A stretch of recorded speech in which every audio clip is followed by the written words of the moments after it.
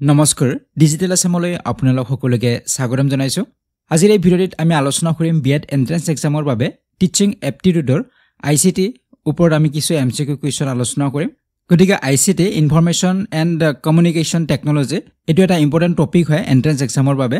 আৰু এই টপিক বিলাকৰ ওপৰত সকলো ইউনিভাৰ্সিটিৰ বিএড এন্ট্ৰেন্সতে এইবিলাক টপিকৰ ওপৰত কুৱেশ্যন এক্সামত সোধে হে গুৱাহাটী ইউনিভাৰ্সিটি ডিব্ৰুগড় বা বড়োলেণ্ড সকলোবিলাক ইউনিভাৰ্সিটিতে থাকে গতিকে আপোনালোকে যি ইউনিভাৰ্সিটিৰ এক্সাম নিদিয়ক এইবিলাক আপোনালোকে চাব লাগিব তো এইটো ভিডিঅ'ত আমি কিছু ইম্পৰ্টেন্ট আইসিটিৰ ওপৰত কুৱেশ্যন আমি আলোচনা কৰিম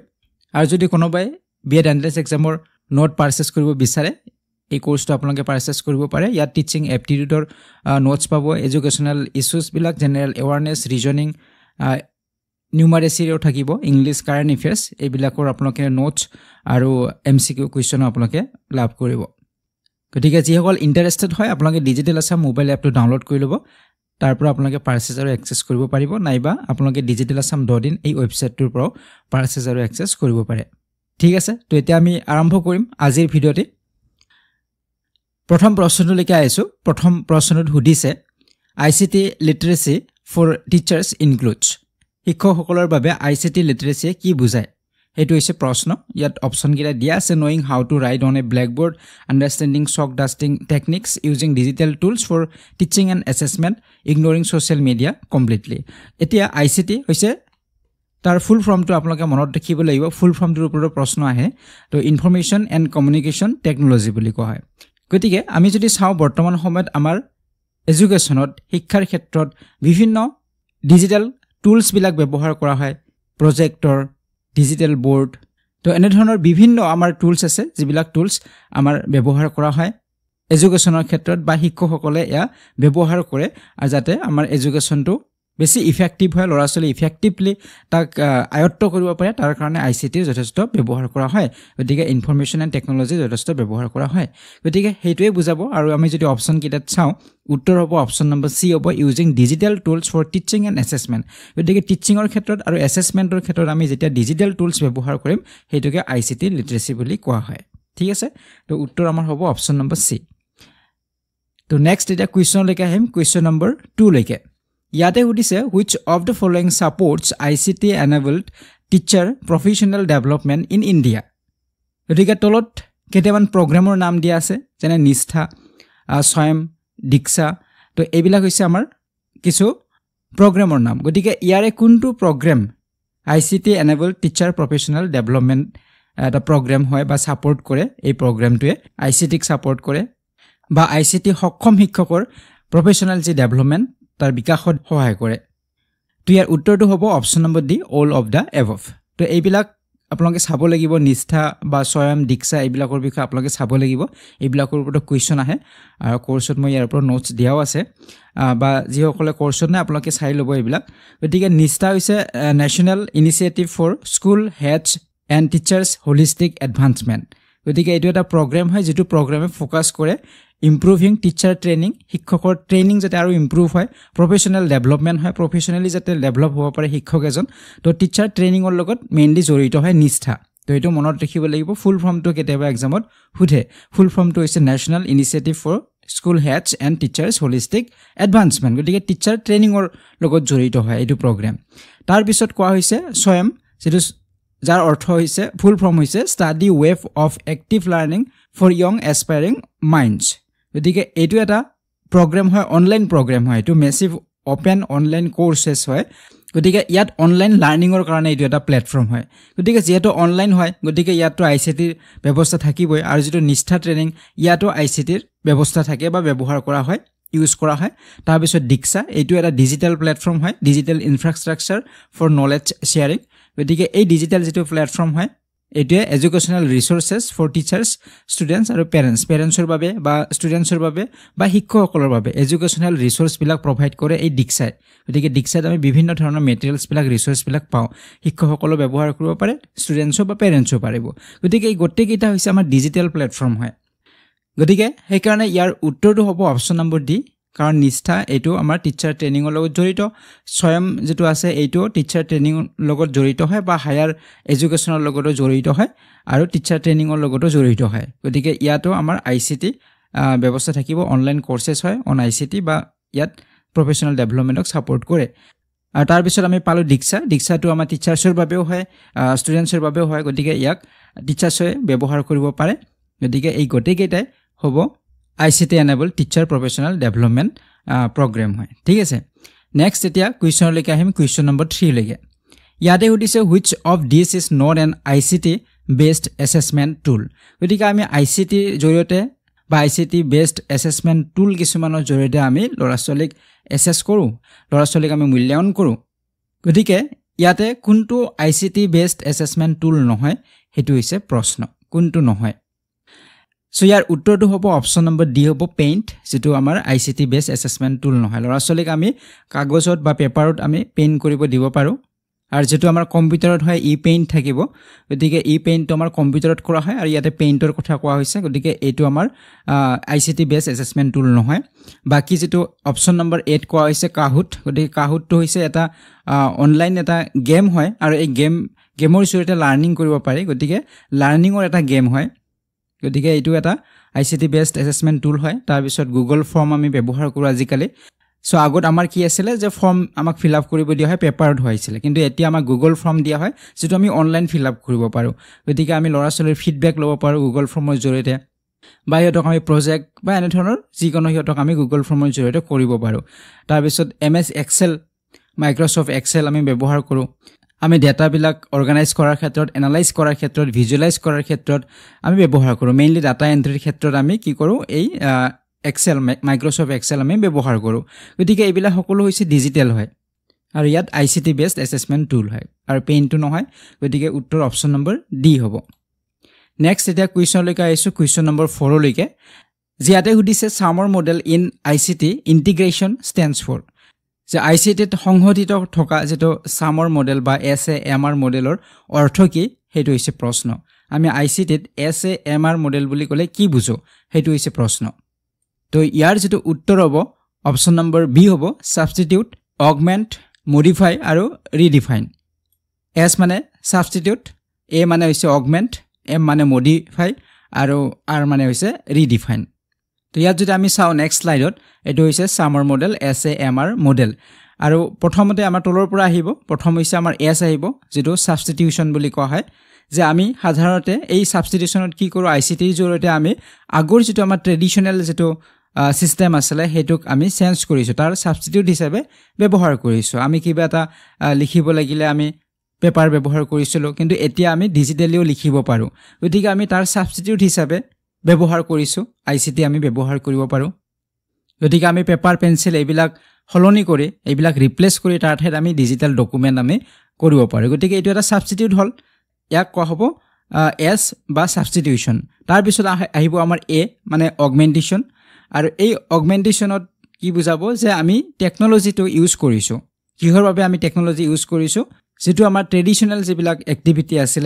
হেবিলাক আৰু বেছি এনহান্স কৰাৰ বাবে আমি কি কৰিছো টেকনলজি ইউজ কৰিছো যে ধৰক আমি ব্ল্যাক বোৰ্ডত লিখিছিলো এতিয়া আমি ব্ল্যাক বোৰ্ড ইউজ নকৰি আমি ডিজিটেল বোৰ্ড ইউজ কৰিব পাৰো এটা লেসনৰ ভিজুৱেল এইড হিচাপে আমি ডিজিটেল বোৰ্ড ইউজ কৰিব পাৰো ব্ল্যাক বোৰ্ডৰ হলনি গতিকে ট্ৰেডিশনাল যেটো আমাৰ এক্টিভিটি আছিল হেতুক আমি আৰু বেছি এনহান্স কৰাৰ বাবে বেছি ইফেক্টিভ কৰাৰ বাবে আমি যেতে টেকনলজি ইউজ কৰিম এটো হৈছে অগমেন্টেশন ঠিক আছে তাৰ পিছত আহিব আমাৰ মডিফিকেশন সো এই মডিফিকেশনত কি হ'ব আমি আগত কি পালো যে আমি সাবস্টিটিউট হিচাপে আমি ব্যৱহাৰ কৰিছো ক্লাছৰুমত কিছুমান টুলস আমি ব্যৱহাৰ কৰিছো বা আমি ডিজিটেল বোৰ্ড ব্যৱহাৰ কৰিছো তেনে ধৰণৰ হৈছে বা আমি ডিজিটেল ডকুমেন্টস ক্ৰিয়েট কৰিব লৈছো কিন্তু এই মডিফিকেশন আমি কমপ্লিটলি গোটেই বস্তুখিনি মডিফাই কৰি লোৱা হয় যে ক্লাছৰুমটো ডিজিটেল ক্লাছৰুম কৰা হয় সকলোবিলাক তাত কাম ডিজিটেলি হ'ব গতিকে যিমান বিলাক টাস্ক দিয়া হয় এক্টিভিটি ল'ৰা-ছোৱালীক দিয়া হয় সকলোবিলাক আমি ডিজিটেলি কৰিব পাৰো গতিকে এটো এটা মডিফিকেশন হয় তাৰ পিছত R আহিব R মানে ৰিডিফিনিশন বা ৰিডিফাইন গতিকে এই যেটো ষ্টেজটোত যিবিলাক আমাৰ এক্টিভিটি হ'ব এইখিনি আমি সাবস্টিটিউট হিচাপে ব্যৱহাৰ কৰিব নোৱাৰো বা ইয়াৰ কোনো সাবস্টিটিউশন নাথাকিব এই ICT জৰিয়তে কৰিব লাগিব যেনে ধৰক ভাৰ্চুৱেল আমি ক্লাছ কৰিব পাৰো ভাৰ্চুৱেল ফিল্ড ট্ৰিপস কৰিব পাৰো ক্লাছৰুমত আমি এটা বাঘ এটা দেখুৱাব নোৱাৰিম হয়তো ভিডিঅ'ত দেখুৱাব লাগিব কিন্তু আমি ভাৰ্চুৱেলি হেতক দেখুৱাব পাৰো আৰু হেতে ৰিয়েল এটা টাইগাৰৰ দৰে হেতে পাব যেটো আমি ভাৰ্চুৱেল ক্লাছৰুমত হেতক ভাৰ্চুৱেলি এই ডিভাইচৰ জৰিয়তে হেতক আমি দেখাব পাৰিম কিন্তু হেতু তাৰ সাবস্টিটিউশন কিন্তু বেলেগ নাই গতিকে ইয়াক কোৱা হ'ব ৰিডিফাইন গতিকে এনে ধৰণে আমাৰ এই যেটো আইসিটি ইয়াক এসএমআৰ যেটো মডেল হয় একেটা ষ্টেজত ভাগ কৰা হৈছে প্ৰথম আমি সাবস্টিটিউট কৰিলো তাৰ পিছত অগমেন্টেশন তাৰ পিছত মডিফিকেশন তাৰ পিছত ৰিডিফিনিশন তো এই কেটা আপোনালোকে মনত ৰাখিব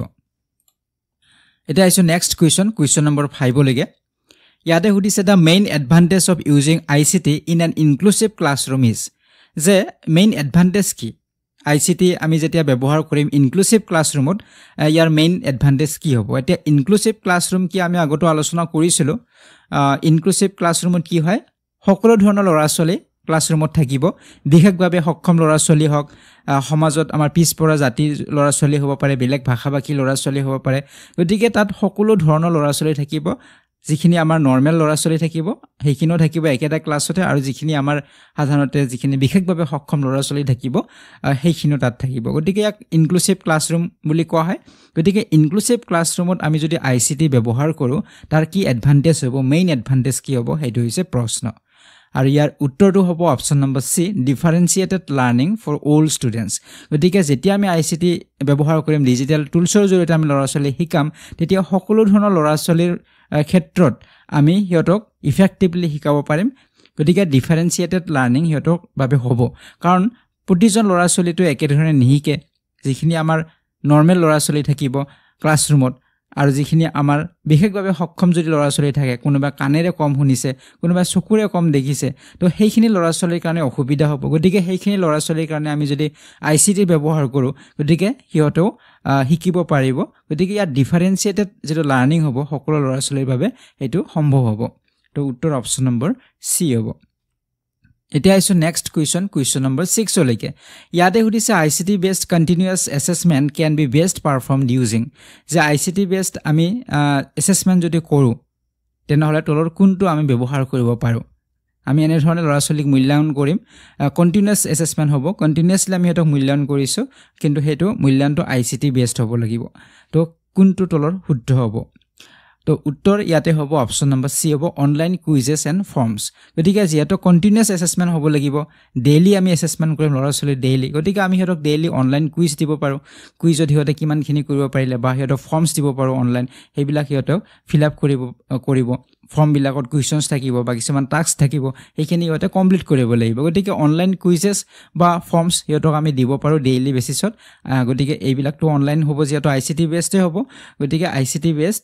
এনে ধৰণৰ অনলাইন কুইজৰ জৰিয়তে আমি হেতক কন্টিনিউয়াস বা ডেইলি আমি হেতক এসেস কৰিব পাৰো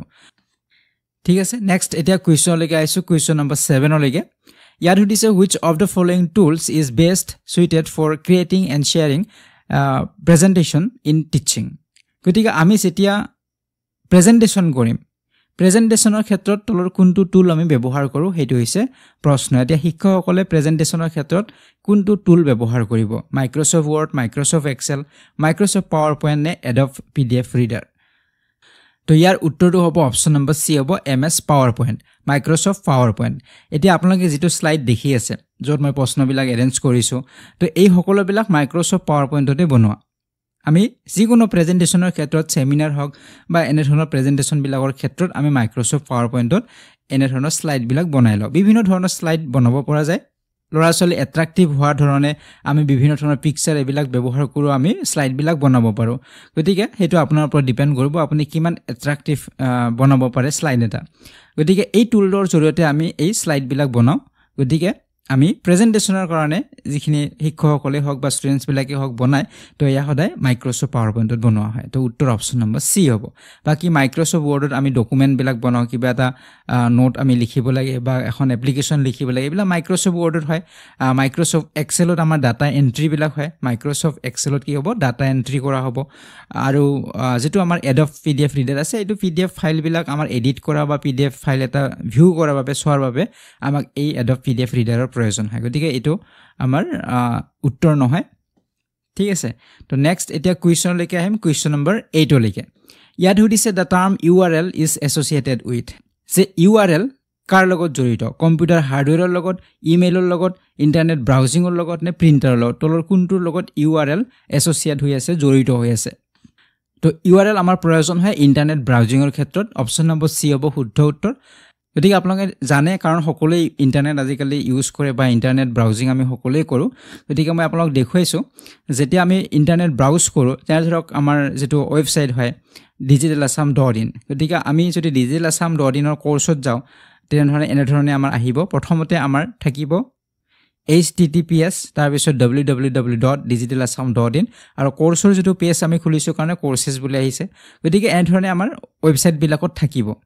আৰু এই যেটো গটেটো এড্ৰেছ হয় ইয়াকে কোৱা হয় URL বুলি কোৱা হয় ইউনিফৰ্ম ৰিসোৰ্স লোকেটৰ বুলি কোৱা হয় ফুল ফৰ্মটো মনত ৰাখিব ইউনিফৰ্ম ৰিসোৰ্স লোকেটৰ এই লিংকটো শেয়াৰ কৰাৰ লগে লগে আপুনি এই পেজটো খুলিব পাৰিব গতিকে প্ৰতিটো ৱেব পেজৰ আমাৰ এনেকুৱা ধৰণৰ এটা কি থাকিব URL থাকিব আৰু সেই URL-টোৰ জৰিয়তে সেই নিৰ্দিষ্ট পেজটো খুলিব ঠিক আছে যেনেদৰে আমাৰ মোবাইলৰ এটা নম্বৰ নিৰ্দিষ্ট থাকিব সেই নম্বৰত মাৰিলে সেই ব্যক্তিজনৰ লগত আমি কথা পাতিব পাৰিম ঠিক তেনেধৰণে প্ৰতিটো পেজৰে আমাৰ URL থাকিব বেলেগ বেলেগ আৰু সেই URL-ৰ জৰিয়তে আমাৰ পেজবিলাক ওপেন হয় গতিকে ইয়াক কোৱা হয় URL বুলি কোৱা হয় ইউনিফৰ্ম ৰিসোৰ্স লোকেটৰ ঠিক আছে তো ইয়াত আৰু ভাগ থাকে যেনে ধৰক ইয়াত তলত ভাগ কেইটা মই দি দিছোঁ যেনে প্ৰথমতে আমাৰ https বুলি থাকিব ইয়াক প্ৰটোকল বুলি কোৱা হয় তাৰপিছত www থাকিব ইয়াক সাব ডোমেইন বুলি কোৱা হয় তাৰপিছত যেনে ধৰক আমাৰ digitalassam.in বা ইয়াতে hostinger.com আছে গতিকে এই ধৰণে আমাৰ কি হয় ডোমেইন নেম বিলাক বেলেগ বেলেগ থাকে গতিকে ইয়াক ডোমেইন নেম বুলি কোৱা হয় যিটো ৱেবছাইটৰ নাম থাকিব সেইটো ডোমেইন নেম তাৰপিছত শেষৰ ফালে যিখিনি থাকে এইখিনি পেজ বুলি ক'ব পাৰি যেনে ইয়াতে মোৰ কোৰ্চেছ বুলি আছে ইয়াতে টিউটোৰিয়েলছ আছে গতিকে যেটো পেজ খুলিব আৰু সেই ৱেবছাইটৰ সেইটো থাকিব এইটো পেজ বুলি কোৱা হয় তো এইটো আপোনালোকে মনত ৰাখিব পাৰে ঠিক আছে তো মনত ৰাখিব URL নেক্সট এতিয়া কুৱেশ্যনলৈকে আহিম কুৱেশ্যন নম্বৰ 9 লৈকে ইয়াত সুধিছে which of the following is an example of an input device সে তলৰ কোনটো ইনপুট ডিভাইস হয় সে আমাৰ কিছুমান ডিভাইস আমাৰ ইনপুট ডিভাইস থাকে কিছুমান আমাৰ আউটপুট ডিভাইস থাকে কোনটো ইনপুট কোনটো আউটপুট হেতু আমাক প্ৰশ্ন এক্সামত সুধে তো আমি জানিব লাগিব monitor printer keyboard and speaker ইয়াৰ কোনটো আমাৰ ইনপুট ডিভাইস হয় তো ইয়াৰ উত্তৰটো হ'ব আমাৰ অপচন নম্বৰ সি হ'ব কিবোৰ্ডৰ জৰিয়তে আমি ইনপুট কৰো সো আমি যেতিয়া কম্পিউটাৰ ইউজ কৰিম তাত আমি কমান্ড দিব লাগে আৰু সেই হিচাপে কম্পিউটাৰে কাম কৰিব কাৰণ কম্পিউটাৰে নিজে নিজে কাম নকৰে আমি চলাব লাগিব গতিকে আমি কিবোৰ্ডত যেটো কি প্ৰেছ কৰিম বা আমি ইনপুট কৰিম সেই অনুপাতে আমাৰ আউটপুট আহিব গতিকে কিবোৰ্ডত আমি এ প্ৰেছ কৰাৰ লগে লগে আমাৰ মনিটৰত এ আহিব গতিকে আমি ইনপুট কি কৰি আছো কিবোৰ্ডত আমি ইনপুট কৰি আছো গতিকে কিবোৰ্ডৰ জৰিয়তে আমি ইনপুট কৰো আৰু যেনে ধৰক ইয়াতে মনিটৰ আছে মনিটৰত আউটপুট হয় সদায় আমি যেটো বিচাৰো আমি মনিটৰত আমি চাব পাৰো গতিকে হেতু তাত ওলাই গতিকে এটো আউট হয় তাতে গতিকে ইয়াক আউটপুট ডিভাইস বুলি ক'ব প্ৰিন্টাৰত আমাৰ কি হয় প্ৰিন্টাৰত আমাৰ ইনপুট নহয় প্ৰিন্টাৰটো আমাৰ আউটপুট হয় কাৰণ প্ৰিন্টাৰত আমাৰ কাগজখন বা সেই প্ৰিন্ট হৈ ওলাই আহে গতিকে হেতু আউট হৈ আহে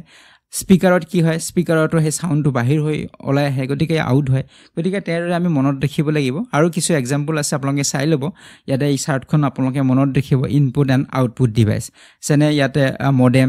এটো ইনপুট ডিভাইস হয় আমাৰ যেতিয়া আমি ইন্টাৰনেট ইউজ কৰো তো এনে ধৰণৰ আমাৰ মডেম এটা থাকে তো ইয়াৰ জৰিয়তে আমাৰ ইন্টাৰনেট সোমাই ভিতৰত সোমাই তাৰ পিছত ইয়াৰ পৰা আমাৰ কম্পিউটাৰ হওক বা সিসিটিভি কেমেৰা হওক এইবিলাকত আমাৰ যাব এই মডেমৰ পৰা গতিকে মেইনলি এটো হ'ব আমাৰ ইনপুট ডিভাইস ঠিক নদৰে কেমেৰাটোৰ জৰিয়তে ইনপুট হয় কেমেৰা আমাৰ ক্যাপচাৰ কৰিব তো এটো এটা ইনপুট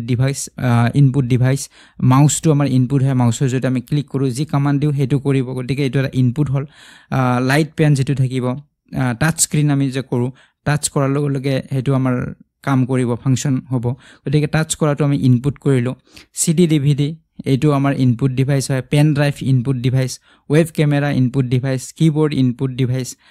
তাৰপিছত VCR তাৰপিছত জয়ষ্টিক স্ক্যানাৰ এই সকলোবিলাক ইনপুট আউটপুটত আছে আমাৰ স্ক্ৰিন যিকোনো স্ক্ৰিন মনিটৰ হ'ব পাৰে প্ৰজেক্টৰৰ স্ক্ৰিন হ'ব পাৰে তো এই স্ক্ৰিন বিলাক সকলোবিলাক আউটপুট হ'ব কাৰণ স্ক্ৰিনত আমি হে দেখা পাম আউট হ'ব যেটো আমি কমান্ড দিছো এটা আউট হ'ব ঠিক তেনেদৰে plotter output printer output speaker output headphone output earphone output তো এইবিলাক হৈছে আউটপুট ডিভাইস তো এইবিলাক মনত ৰাখিব এইবিলাক আমাৰ পৰীক্ষাত সুধে ইনপুট ডিভাইস কোনটো আউটপুট ডিভাইস কোনটো ঠিক আছে তো এতিয়া আছো আমি নেক্সট কুৱেশ্যন লৈকে কুৱেশ্যন নম্বৰ 10 লৈকে ইয়াতে সুধিছে হোৱাট ইজ ফিশিং যে ফিশিং মানে কি যে আইসিটিৰ ক্ষেত্ৰত যদি আমাক খুদা হয় ফিশিং মানে কি তো ফিশিং শব্দটোৰ অৰ্থ কি হ'ব এইটো হৈছে প্ৰশ্ন তো ইয়াৰ উত্তৰটো হ'ব অপচন নম্বৰ সি হ'ব fraudulently acquiring sensitive information যে প্ৰবঞ্চনাৰে স্পৰ্শকাতৰ কিছুমান তথ্য যদি আমি আহৰণ কৰো প্ৰবঞ্চনা কৰি কাৰোবাৰ কিবা ইনফৰমেশন স্পৰ্শকাতৰ ইনফৰমেশন বা কিবা প্ৰাইভেট ইনফৰমেশন আমি যদি আহৰণ কৰো প্ৰবঞ্চনাৰ জৰিয়তে তো ইয়াক কোৱা হ'ব ফিশিং বুলি যেনে ধৰক আমাৰ অনলাইন বিভিন্ন আমাৰ স্কেম হয় য'ত আমাৰ কিছুমান ক্ৰিমিনেলছ থাকিব তেওঁলোকে আমাৰ বেংক হওক বা ছ'চিয়েল মিডিয়াৰ এইবিলাক আমাৰ কি কৰিব হেক কৰিব পাৰে তেওঁলোকে আমাক কিবা এটা লিংক পঠাই দিব আমি সেই লিংকত ক্লিক কৰি গৈ থাকোঁ পাৰমিশ্যন দি গৈ থাকোঁ আৰু তেওঁলোকে সকলোবিলাক পাছৱৰ্ড বা ক্ৰেডিট কাৰ্ডৰ নম্বৰ এইবিলাক তেওঁলোকে লাভ কৰে যাৰ ফলত তেওঁলোকে আমাৰ সেই ইনফৰমেশ্যনবিলাক পাৰ্চনেল যিখিনি ইনফৰমেশ্যন বা স্পৰ্শকাতৰ যিখিনি ইনফৰমেশ্যন থাকিব সেইখিনি তেওঁলোকে লাভ কৰে আৰু আমাৰ লগত স্কেম হয় বা বিভিন্ন আমাৰ মেইল আহে মেইলত আমাৰ কিছুমান লিংক আহে বা সেই লিংকত আমাৰ কিছুমান তথ্য বিচাৰিব সেইবিলাক আমি দি গৈ থাকোঁ তো তেনেদৰে আমাৰ অনলাইন কি হয় স্কেম হয় আমাৰ লগত তো ইয়াকে কোৱা হয় ফিচিং বুলি কোৱা হয় কোনোবাই আমাক প্ৰবঞ্চনাৰ জৰিয়তে যদি আমাৰ তথ্য আহৰণ কৰিছে এইটো কোৱা হয় ফিচিং বুলি যিটো বৰ্তমান সময়ত আমি কমনলি আমি দেখা পাওঁ ঠিক আছে নেক্সট এতিয়া কুৱেশ্যনলৈকে আহিম কুৱেশ্যন নম্বৰ 11 লৈকে ইয়াতে সুধিছে what does HTTP stand for in a web address so' যেতিয়া আমি ৱেব এড্ৰেছ এটা লৈ যাম অলপ আগত আমি পাইছোঁ URL তাত আমি HTTP বা HTTPS এইবিলাক পাইছিলোঁ তো HTTP মানে কি ইয়াৰ ফুল ফৰ্মটো কি সেইটো হৈছে প্ৰশ্ন তো ইয়াৰ উত্তৰটো হ'ব অপশ্যন নম্বৰ বি হ'ব হাইপাৰ টেক্সট ট্ৰেন্সফাৰ প্ৰট'কল তো HTTP মানে হৈছে হাইপাৰ টেক্সট ট্ৰেন্সফাৰ প্ৰট'কল মনত ৰাখিব এইবিলাক প্ৰশ্ন এক্সামত সোধে তো এইখিনিতে মই আপোনালোকক দেখুৱাই দিছোঁ ইয়াতে আপোনালোকে যদি চাই HTTP যেটো আমি অলপ আগতে পাইছোঁ আৰু এটা HTTPS আছে দুটাৰ কথা মই কম আপোনালোকক যেতিয়া আমি অলপ আগতে URL এটা কথা আমি পাইছিলোঁ তো তাত আমি প্ৰথমতে HTTP এনেদৰে পাওঁ আপোনালোকে যেতিয়া ব্ৰাউজ কৰিব যিকোনো ৱেবছাইট খুলিব তাত আপোনালোকে চাব আপোনাৰ যেটো এড্ৰেছ বাৰ আছে এই এড্ৰেছ বাৰত সদায় এইটো থাকিব HTTP বা HTTPS থাকিব তো এতিয়া এই HTTPৰ ফুল ফৰ্মটো আমি আলোচনা কৰিলোঁ আৰু এতিয়া মই আপোনাক ক'ব বিচাৰিম যে HTTP আৰু HTTPSৰ মাজত কি পাৰ্থক্য তো HTTPS টো আমাৰ সিকিউৰড হয় এটো আমাৰ সিকিউৰ ৱেবছাইট বুজাব গতিকে HTTP মানে হৈছে হাইপাৰ টেক্সট ট্ৰান্সফাৰ প্ৰট'কল আৰু HTTPS মানে হৈছে হাইপাৰ টেক্সট ট্ৰান্সফাৰ প্ৰট'কল সিকিউৰ খালি S টোৱে সিকিউৰ বুজায় ঠিক আছে তো এতিয়া চাব HTTPS যদি থাকে সেই ৱেবছাইটটো আপোনাৰ কাৰণে নিৰাপদ হয় তাত আপুনি ব্ৰাউজ কৰিব পাৰে বা কিবা তথ্য আপুনি দিব পাৰে আপোনাৰ কোনো প্ৰবলেম নহয় ঠিক আছে আৰু যিবিলাক HTTP হয় তো হেতু আপোনাৰ সিকিউৰ ৱেবছাইট নহয় তাত আপুনি কিছুমান ইনফৰমেশ্যন তাত নিদিব আপোনাৰ কিবা পাছৱৰ্ড হ'ব পাৰে বেংকৰ কিবা নম্বৰ হ'ব পাৰে পিন নম্বৰ হ'ব পাৰে তো এইবিলাক আপুনি কেতিয়াও শেয়াৰ নকৰিব য'ত HTTP থাকিব এড্ৰেছত গতিকে সিকিউৰ ৱেবছাইটতহে আমি সেইবিলাক কৰিব পাৰো ঠিক আছে পেমেন্ট হওক অনলাইন এইবিলাক তো এইটো হৈছে পাৰ্থক্য তো আমি আলোচনা কৰিলো আৰু HTTP মানে হৈছে হাইপাৰ টেক্সট ট্ৰান্সফাৰ প্ৰট'কল বুজাব এইটো মনত ৰাখিব নেক্সট এতিয়া কুৱেশ্যন লৈকে আহিছো কুৱেশ্যন নম্বৰ 12 লৈকে ইয়াতে সুধিছে in AI what does the G in GPT stand for যে AI ৰ ক্ষেত্ৰত আমি বৰ্তমান GPT খুব আমি ইউজ কৰোঁ যেনে চেট GPT ৰ কথা আমি সকলোৱে জানো তো এই GPT G টোৱে কি বুজায় সেইটো হৈছে প্ৰশ্ন তো উত্তৰ হ'ব অপশ্যন নম্বৰ ডি হ'ব জেনাৰেটিভ বুজায় গতিকে এই জি বা জেনাৰেটিভে কি বুজায় জেনাৰেট কৰা বুজায় যে আমি কিছুমান টেক্সট দিব পাৰোঁ টেক্সটৰ জৰিয়তে ইনপুট দিছোঁ তাৰ ওপৰত আমাৰ আউটপুট আহিব যেদৰে আমাৰ টেক্সটত আমি কিছুমান কথা লিখি দিলোঁ যে এখন মোক ফটো লাগে যিখন ফটো কেনে ধৰণৰ ফটো মই বিচাৰোঁ সেইখিনি আমি টেক্সটত ইনপুট দিব লাগিব যিমান আমি ডিটেইলছত টেক্সটখিনি লিখি দিম সিমানে ডিটেইল এখন ফটো আমি পাম গতিকে সেই টেক্সটৰ পৰা কি হ'ব জেনাৰেট হ'ব এখন ফটো গতিকে ইয়াক কোৱা হয় জেনাৰেটিভ বুলি কোৱা হয় গতিকে ই জেনাৰেট কৰে টেক্সট বেসড হয় টেক্সট দিলে তাৰ ওপৰত ইনপুট দিয়াৰ পিছত আমাৰ আউটপুট আহিব গতিকে এই GPTৰ ফুল ফৰ্মটো হৈছে জেনাৰেটিভ প্ৰি ট্ৰেইন ট্ৰান্সফৰ্মাৰ এটো মনত ৰাখিব G মানে জেনাৰেটিভ হল P মানে হৈছে প্ৰি ট্ৰেইনড আৰু T মানে হৈছে ট্ৰান্সফৰ্মাৰ গতিকে আমি ফটো জেনাৰেট কৰিব পাৰো কিবা এটা সেন্টেন্স জেনাৰেট কৰিব পাৰো আমি এটা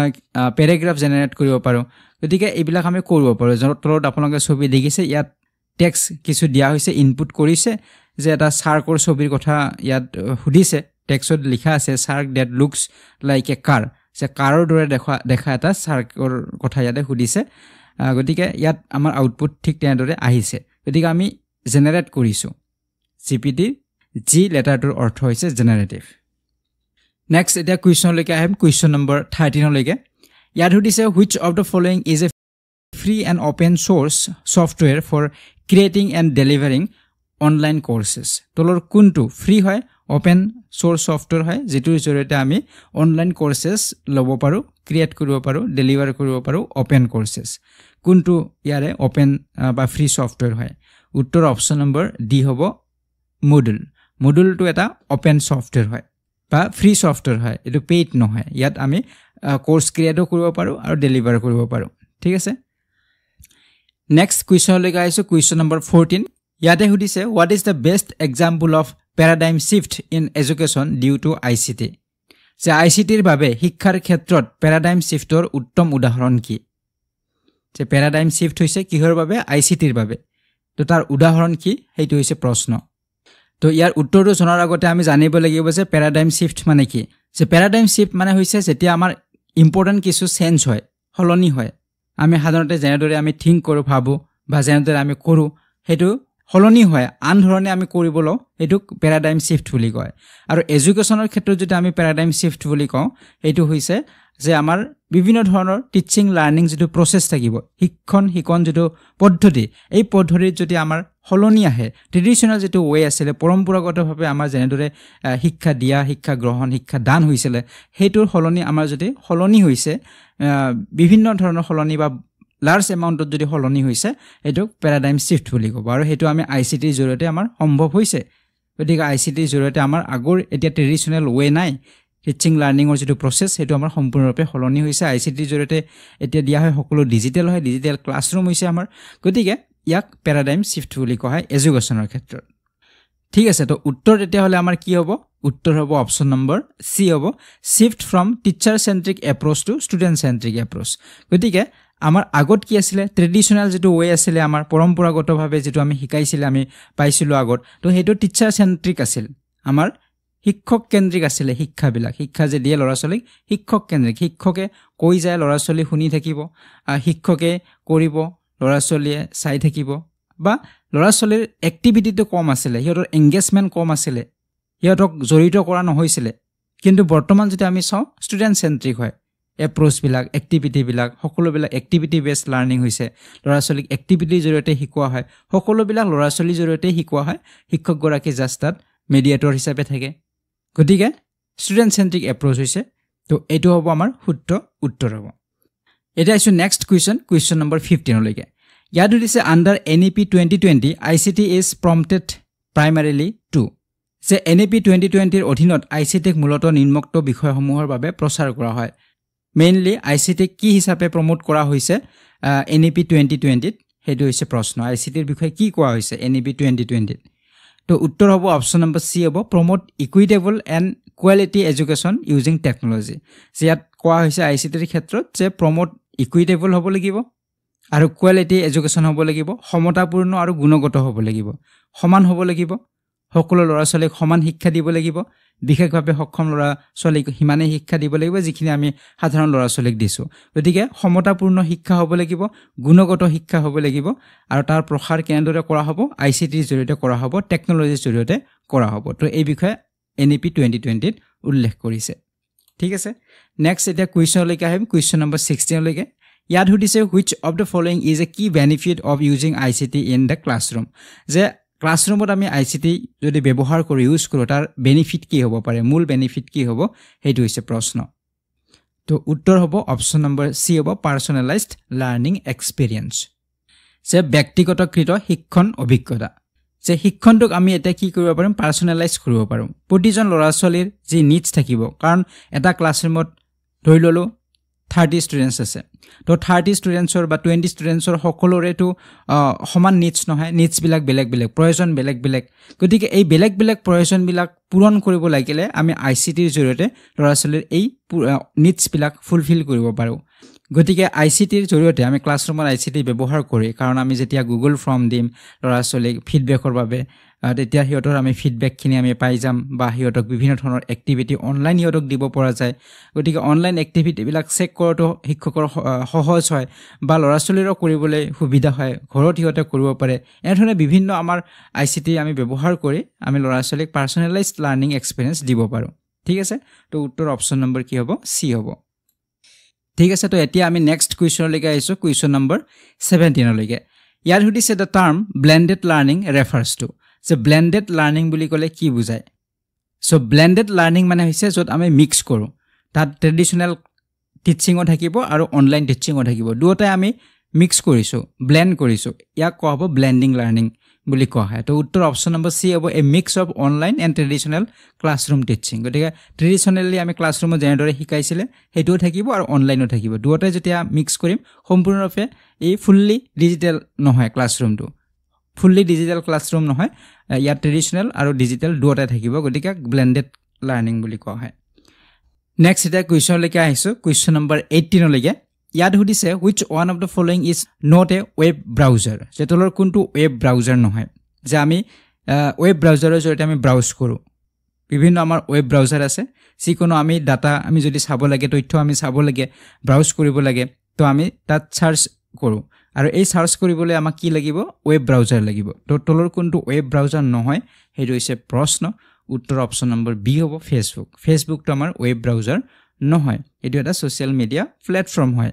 যেনে ফায়াৰফক্সৰ জৰিয়তে আমি ব্ৰাউজ কৰিব পাৰো ক্ৰম আছে গুগল ক্ৰম আমি ব্যৱহাৰ কৰো সাফাৰি আগত আছিল তো সাফাৰিটো হয় তো এইবিলাক আমাৰ আছে সাধাৰণতে আমাৰ গুগল ক্ৰম বেছি ব্যৱহাৰ কৰা হয় ফায়াৰফক্সও কৰা হয় তো আমাৰ তিনটা ইয়াত দিয়া আছে ফায়াৰফক্স ক্ৰম আৰু সাফাৰি একেটা ওয়েব ব্ৰাউজাৰ হয় সো এই ওয়েব ব্ৰাউজাৰ বহুতো আছে তাৰ ভিতৰত আপোনালোকে একিটা মনত ৰাখিব যেনে গুগল ক্ৰম আমি আলোচনা কৰিলো মজিলা ফায়াৰফক্স আছে মাইক্ৰসফট এজ আছে সাফাৰি অপেৰা ইউসি ব্ৰাউজাৰ তো এইবিলাক সাধাৰণতে ব্যৱহাৰ কৰা হয় ইয়াৰ উপৰি আৰু বহুতো আছে বিশেষকৈ আপোনালোকে একিটা মনত ৰাখিব ঠিক আছে নেক্সট কুৱেশ্যন লৈকে আহিছো এটা কুৱেশ্যন নম্বৰ 19 লৈকে ইয়াত সুধিছে which app or platform is widely used by teachers for organizing and managing online classrooms যেতলত উল্লেখ কৰা কোনটো প্ল্যাটফৰ্ম বা কোনটো এপ সাধাৰণতে বহুলভাৱে শিক্ষকসকলে ব্যৱহাৰ কৰে এটা অনলাইন ক্লাছৰুম মেনেজ কৰাৰ ক্ষেত্ৰত বা অৰ্গানাইজ কৰাৰ ক্ষেত্ৰত কোনটো প্ল্যাটফৰ্ম ব্যৱহাৰ কৰা হয় একেবাৰে সিম্পল হয় উত্তৰ অপচন নম্বৰ বি হ'ব গুগল ক্লাছৰুম গতিকে গুগল ক্লাছৰুম শিক্ষকসকলে ব্যৱহাৰ কৰে এটা অনলাইন ক্লাছৰুম অৰ্গানাইজ কৰাৰ ক্ষেত্ৰত বা মেনেজ কৰাৰ ক্ষেত্ৰত বাকি কেইটা কোনো প্ল্যাটফৰ্ম নহয় গতিকে এটাই প্ল্যাটফৰ্ম ইয়াত দিয়া আছে গুগল ক্লাছৰুম গুগল ক্লাছৰুমৰ বাদেও আৰু বেলেগ প্ল্যাটফৰ্ম আছে সেইবিলাকো আপোনালোকে মনত ৰাখিব যেনে ধৰক জুম আছে বা ক্লাছ ডোজো আছে এনে ধৰণে আছে কিছুমান তো সেইবিলাকো আপোনালোকে মনত ৰাখিব নেক্সট এতিয়া কুৱেশ্যন লৈকে আহিছো আৰু এইটো আজিৰ ভিডিঅ'টিৰ শেষৰটি প্ৰশ্ন কুৱেশ্যন নম্বৰ 20 ইয়াতে উদিছে নিষ্ঠা ইজ ৰিলেটেড টু যে নিষ্ঠা কিহৰ লগত ৰিলেটেড হয় তো এইটো প্ৰশ্ন এবাৰ আহিছিল এক্সামত তো উত্তৰ ইয়াতে হ'ব অপচন নম্বৰ বি হ'ব টিচাৰ ট্ৰেইনিং ইউজিং আইসিটি তো আমি যেটো আলোচনা কৰিছো এইটো 2 নম্বৰ প্ৰশ্নটোতে আমি আলোচনা কৰিছিলো যে নিষ্ঠাৰ জৰিয়তে কি কৰা হয় টিচাৰ ট্ৰেইনিং দিয়া হয় ইউজিং আইসিটি ব্যৱহাৰ কৰি টেকনলজি ব্যৱহাৰ কৰি শিক্ষকসকলক ট্ৰেইনিং দিয়া হয় নিষ্ঠা ট্ৰেইনিং ঠিক আছে আৰু ইয়াৰ ফুল ফৰ্মটো আমি আলোচনা কৰিছিলো নিষ্ঠাৰ ফুল ফৰ্মটো আছিল national initiative for school heads and teachers holistic advancement তো এইটো মনত ৰাখিব ঠিক আছে তো আজিৰ এই ভিডিঅ'টিত আমি একেটা কুৱেশ্যন আলোচনা কৰিছো আইসিটিৰ ওপৰত তো এনে ধৰণৰ আৰু বহুতো কুৱেশ্যন আছে আপোনালোকে চাব লাগিব এইবিলাক বিষয় গতিকে কেনে ধৰণৰ প্ৰশ্ননো সুধিব পাৰে আইসিটিৰ ওপৰত তাৰ এটা এক্সাম্পল হিচাপত তাৰ এটা অনুমান আপোনালোকে পাব এই ভিডিঅ'টিৰ জৰিয়তে ঠিক আছে তো পৰৱৰ্তী ভিডিঅ'ত আমি আন এটা টপিকত আলোচনা কৰিম গতিকে আজিৰ এই ভিডিঅ'টিৰ পৰা বিদায় ল'ব বিচাৰিছো পৰৱৰ্তী ভিডিঅ'ত আপোনালোকক পুনৰবাৰ লগ পোৱাৰ আশাৰে ভিডিঅ'টিৰ পৰা বিদায় লৈছো ধন্যবাদ